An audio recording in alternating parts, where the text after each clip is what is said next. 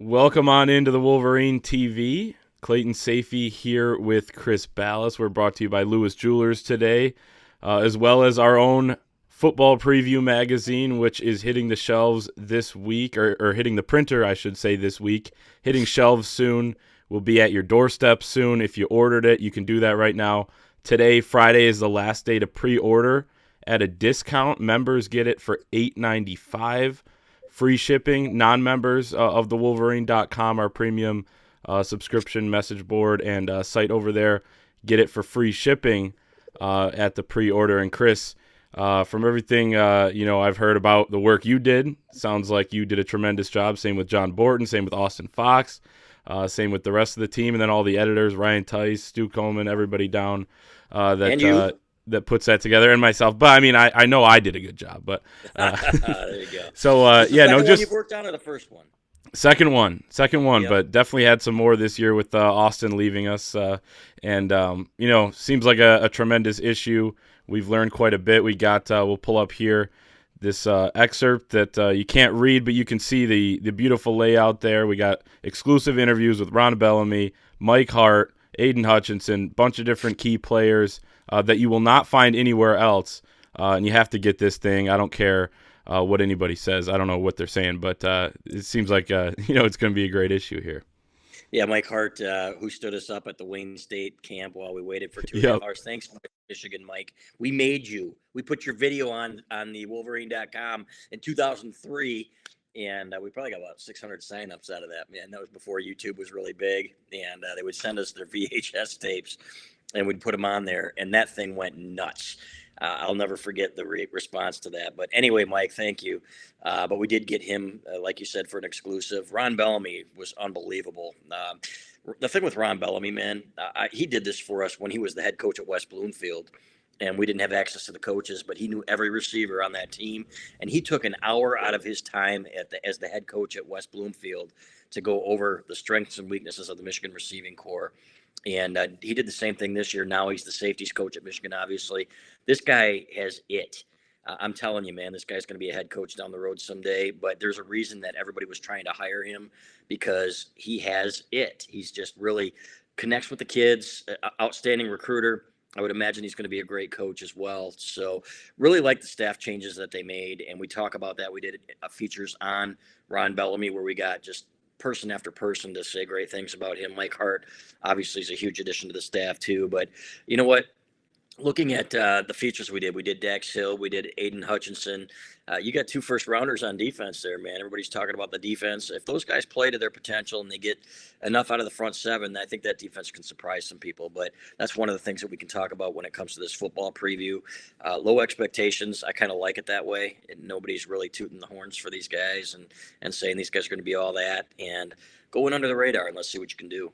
Lying in the weeds, as Laying some say. in the weeds, as Mark D'Antonio used to say. Right. Yeah.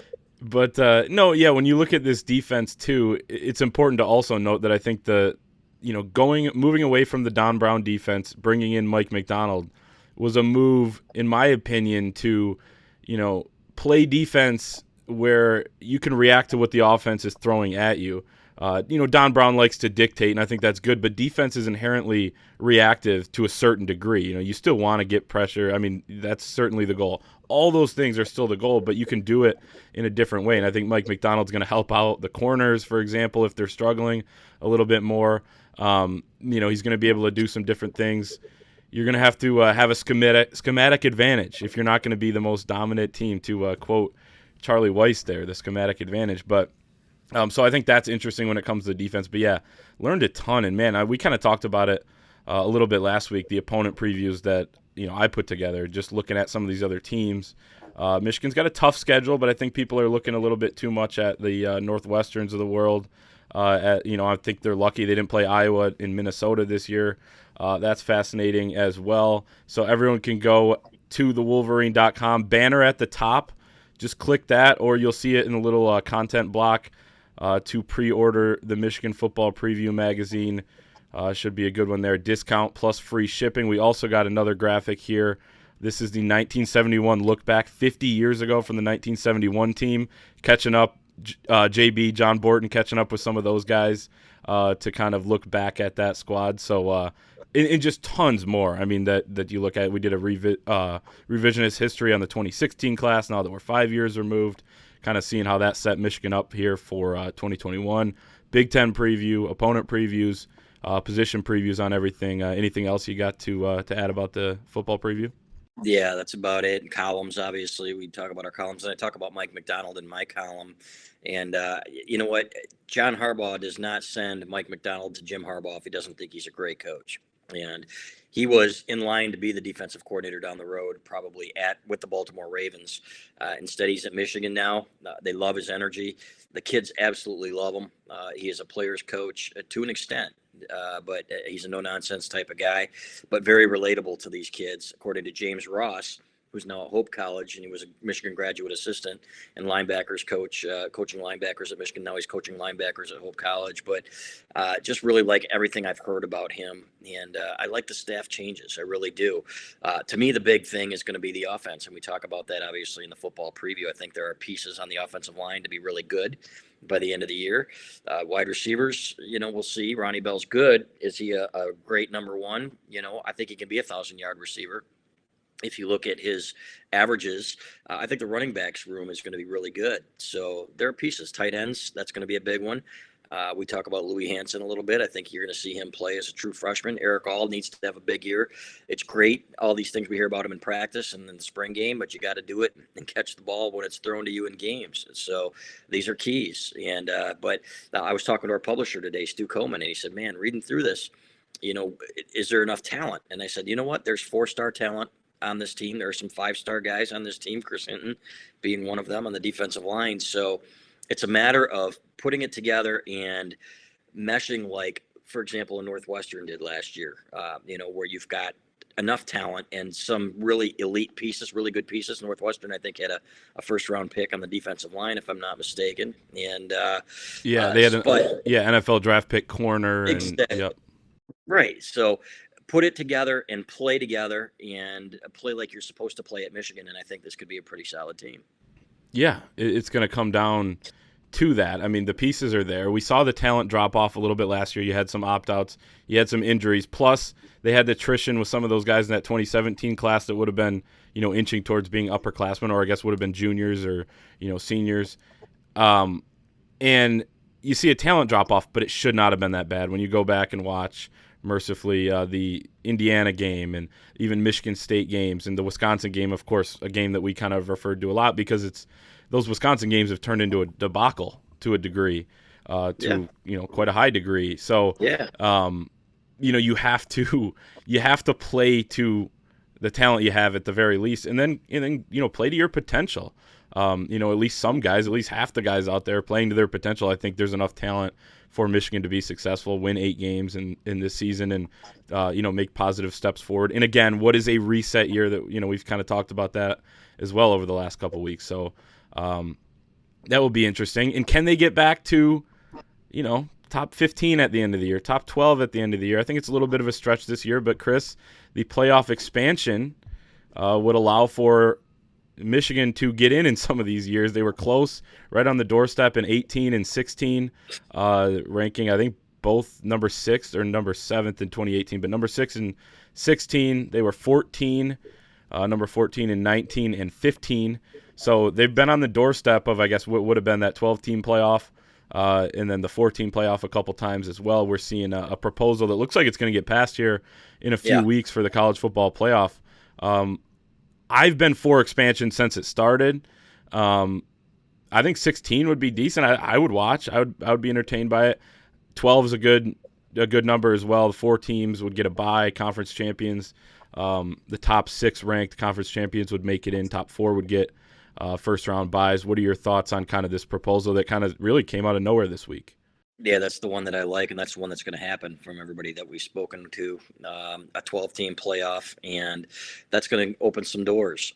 And, there's always going to be that 13th team or that 17th team that's going to have an argument and say, hey, but you know what, 12, when you get to 12, then you're kind of separating, okay, the rest of the pack. There are upsets, but it's not like college basketball where, okay, maybe a 15 can upset a 2, or which still doesn't happen very often, or a 16 over a 1 happens once.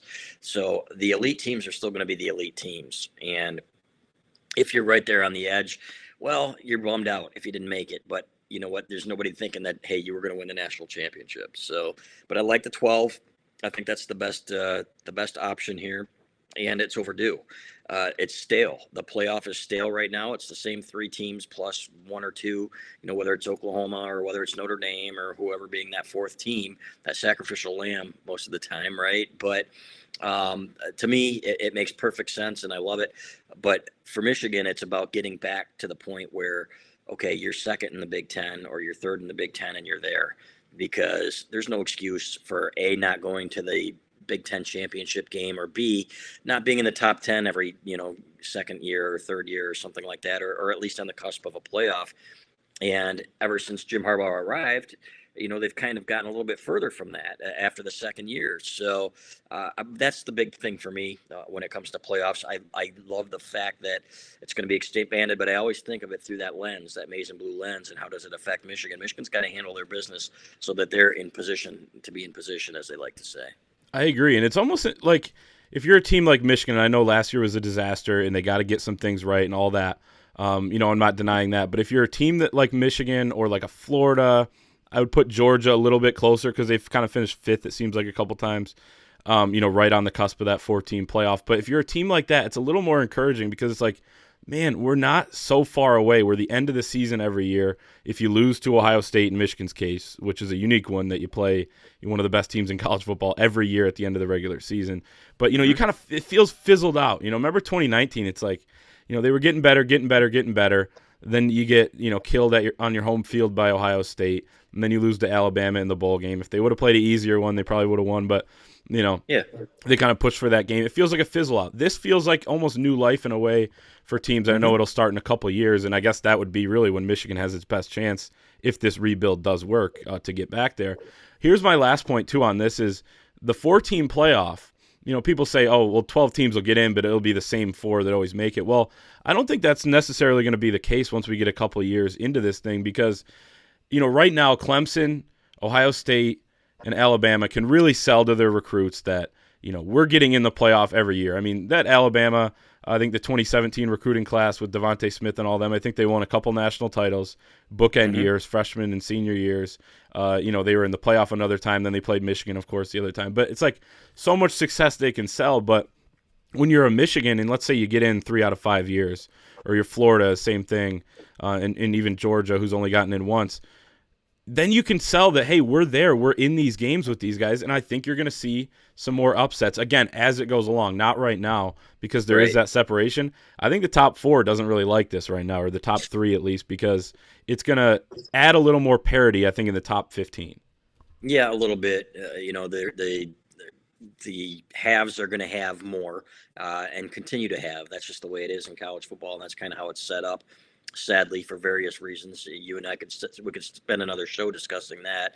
It's a joke what the NCAA has become, but it is what it is. So, and it's one of the reasons that it's kind of become boring for a lot of people. But this kind of opens some doors, and maybe down the road, you are going to have some of those upsets. I mean, who would have guessed? I don't think many people gave Ohio State a shot to beat Clemson this year, right? In the Final Four. So you get a team, for example, like the Utah team several years ago that beat Alabama, that went undefeated. It was probably when you were about 5 years old, but that was Urban Meyer. Urban Meyer, right? Yeah. I don't remember who it was, but I don't think it was actually. But I will say this: it's you're going to have some of those, and some of those teams that are veteran teams that rise up and might surprise somebody and get hot. And I like the thought of it. So, but again, it comes back to Michigan taking care of their business and getting on the cusp and being there like they should be. There's no excuse for it. Jim Harbaugh knows it, and I like the changes they've made. But it will be a couple of years. I do think that the best talent on this team is in the underclasses, and you're going to see these guys rise together. I've talked to some parents on these teams that say, "Hey, man, these guys are ready to change the culture." You've got some veterans here, too, that I think are tired of losing, too, are embarrassed by last year. So let's start baby steps. They talk about a reset. Let's see what happens this year. But I do like what I do like what I see from, again, the coaching staff and some of the guys in the younger classes. Sometimes it just takes a group of guys that are sick and tired of being sick and tired, as we kind of talked Yep. about a little bit last week with some of the veteran guys and the key pieces that they have on this team. But yeah, certainly need Michigan to get back on that cusp, get back to maybe a top 12 type of team and take their shot from there. I think they can do it down the road in a couple of years, but they've got to take positive steps forward here, as we've said. Let's talk hoops here because I think people were getting a little frustrated around Ann Arbor when they see these national guys start, saying, "Oh, Juwan Howard would be a great candidate for this Boston Celtics job," or "He's among the candidates that will be considered." Those are the exact words of Woj from ESPN, who's a great reporter for the Portland Trailblazers job. He said, and we're sitting here like, man. I mean, this guy's got his son is a freshman on the team. His other son is coming, a 2022 recruit, Jet. And he's happy at Michigan. He's here to stay, as he said back in March on the Jalen and Jacoby show, as we dug up right in the story today. But Adrian Wojnarowski, tweets today finally kind of putting it to bed that Juwan Howard is telling teams when they reach out to him he's not even interested in talking about their job opening. Just as you would expect. Nice to hear it, I think, for some Michigan fans, just to kind of put this thing to bed, but finally can kind of put this to rest for this offseason. We'll hear it again next year. And just like we've been saying, right, because we know in speaking with, again, we put together a basketball recruiting issue too, where we speak to assistant coaches and we speak to Juwan Howard and we speak to different players, and they all say the same thing, that he's not interested at this point, and maybe he will be down the road. If he continues to win at the clip that people expect him to, the way he's recruiting, there's no reason that he shouldn't, and he has high expectations himself. So then maybe down the road, but at that point, if you're Michigan and if you're Ward Manuel, then you better open up that checkbook, man, because this guy is going to continue to be a hot commodity, has exceeded all expectations. And that is certainly not a slap at him. There were a lot of people, including us, that wondered, when you come from the NBA and you've never been a head coach before, is this going to work? He did everything right, from hiring Phil Martelli to pushing all the right buttons. He is completely in charge of his program, to be clear, and his offense and his defense. This is Juwan Howard's team. You hear the naysayers saying, "Oh, it's Martelli's coach," and so on and so forth. Nope. And Phil Martelli says the same thing.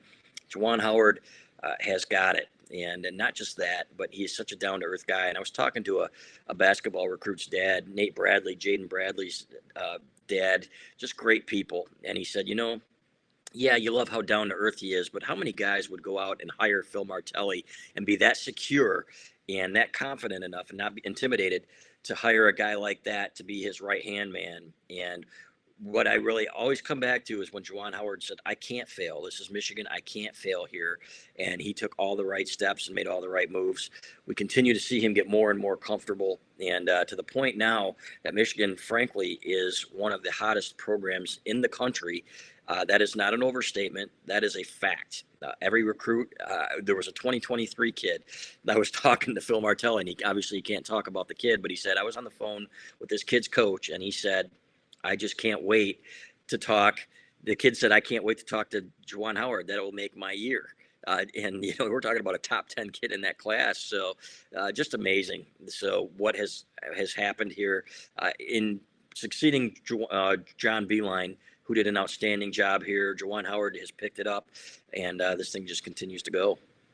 You sure it's not Martelli calling the shots? I mean, Michigan State fans seem to be pretty confident in that. And yeah, I mean, you think a team could win the Big Ten title with their actual head coach sitting on the bench, not saying much, other than to some of the guys on the, it's ridiculous. But, secure is a word that it's a great word to describe Juwan Howard. It seems like he's always been like that. Obviously, I wasn't necessarily around in the Fab 5 years, but knowing and doing my research and watching stuff and reading about these guys, Juwan Howard and Jalen Rose, I think has said this before, he always felt like he was a little older than the rest of them. It almost feels like that now, except he's still hip and cool and all that, and he can recruit like crazy. And like you said, one of the hottest teams in the country. ESPN did a piece on, they talked to, I think it was over 20 college basketball coaches, off the record, anonymous quotes, just about how hard it is to recruit against certain teams and whatever, and they ranked them in tiers of, this is a tier 1 recruiting place, tier 2. Michigan is on tier 1 with Michigan State, Indiana, and Ohio State in the Big Ten. And some coaches tried to, separate them between Indiana, Michigan State, and then Michigan and Ohio State. And then a couple of them were like, that's BS because, Michigan has the brand, and Juwan Howard is a guy who can call any recruit in the country. They know who he is. Like you said, they're excited to talk to him. It would make their year, some of them, to even talk to him. It would make my year to get a phone call from Juwan Howard. I'm waiting for my call right now. But you're slappy. You're a right, slappy, yeah. Sayfie.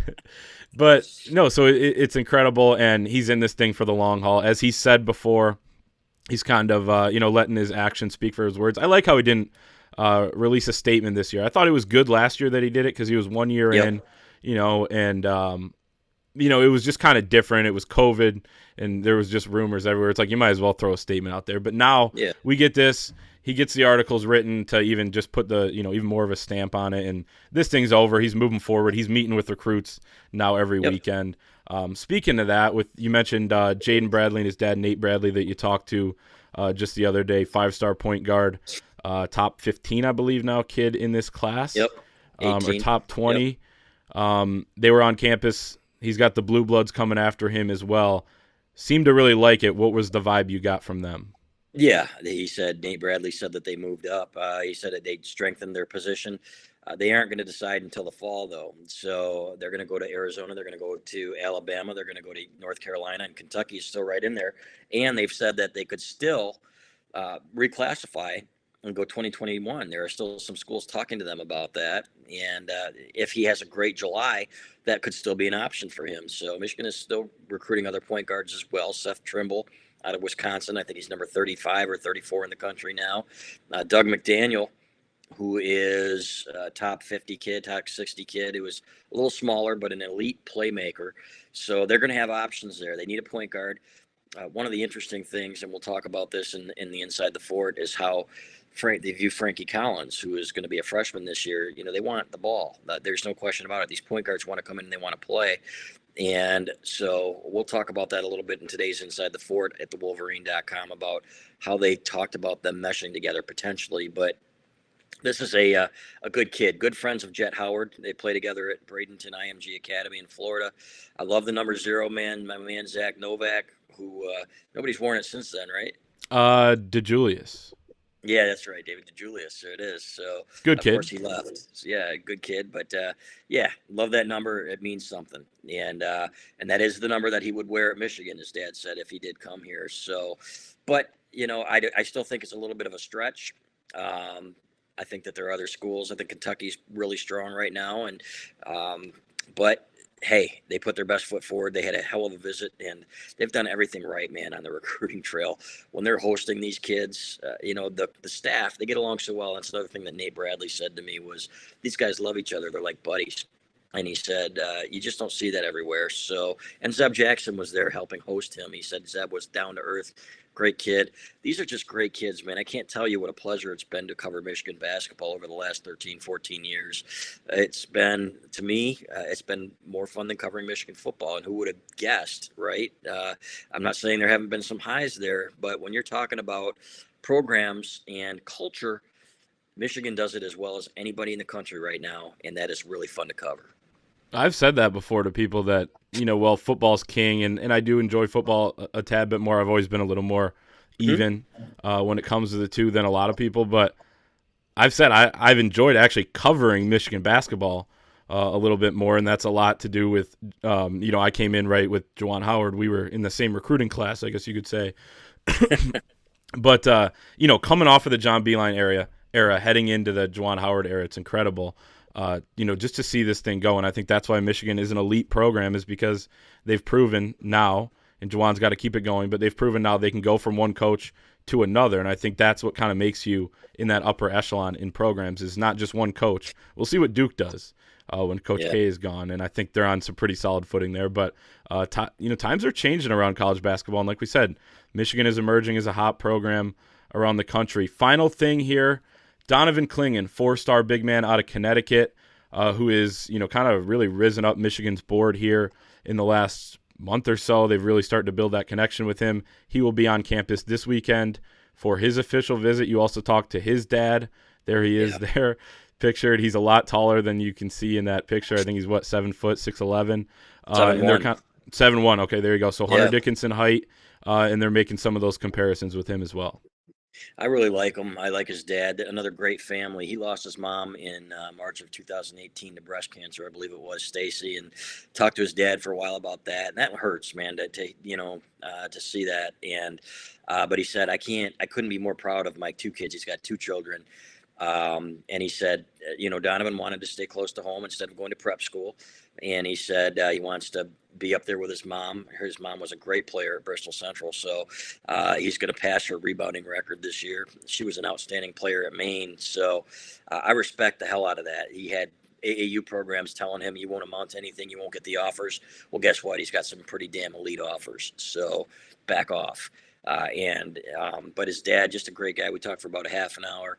They're going to be in here, and I know that he's a priority. I know that Juwan Howard likes the bigs like him, and we've seen what he did with Hunter Dickinson, what he tried to do with John Teskey and did at times, in posting him up. But this is a true back-to-the-basket big man who is, his future it's unlimited, what he can accomplish at that size. And you know what? You're going to get the competition when you go to college, and he's going to be a guy that plays right away.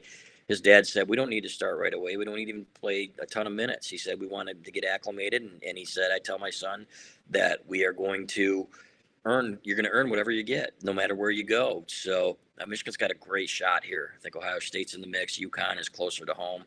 My gut tells me that he is going to leave the state. That's just my gut. And I'm not saying, okay, it's Michigan, UConn, or Michigan, Syracuse, or anything. I think you're going to see him look at Syracuse. I think you're going to see him maybe even look at Providence. They've got a good offense for a big man. So, but I think he's going to find a lot of what he's looking for at Michigan. It wouldn't surprise me at all if Michigan came out as the leader after this weekend. Juwan Howard can relate to this kid quite a bit, right? I mean, he lost his grandmother as well on signing day, heading to Michigan, and said Michigan is his family. Here he is back, kind of, continuing to build that family atmosphere at Michigan. Also a big man. Juwan Howard, nobody loves a big man in college basketball, it seems like right now, more than Juwan Howard. No one's developing him better in the last year, I would say. Hunter Dickinson was, I would say, I was going to say grossly underrated, but he was underrated as a recruit. And I love the competitiveness he has to kind of prove people wrong.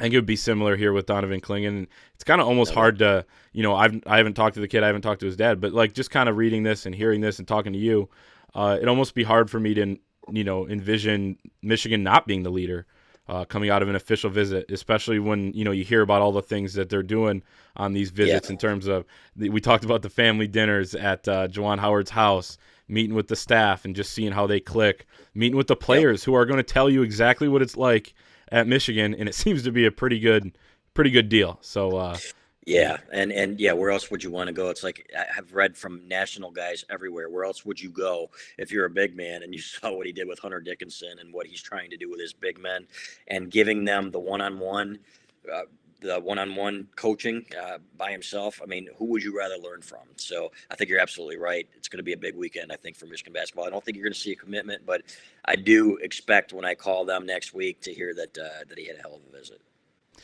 EJ and I were talking about that, talking some football recruiting in our video the other day. When you look at now that visits are opened up, we don't think there's going to be as many commitments coming out of these visits, some of them. Yep. And I know football and basketball are different, but similar in the sense that they had the dead period. Because these kids want to go out, and rightfully so, and see some of these other schools. They deserve that after the last 15 months, and it's really been hell in terms of, the AAU circuit and exposure and everything else. And it's good kids like this were able to get that exposure despite all of that. But that'll be interesting. And then just the last thing, reminder to order the Football Preview magazine. Go to thewolverine.com. You can pre-order today. Friday is the last day to pre-order. You can still order it, but to pre-order at a discount plus free shipping. So if you're going to do it, you might as well do it today. Banner at the top at thewolverine.com is the way to order. And we'll see everyone next week.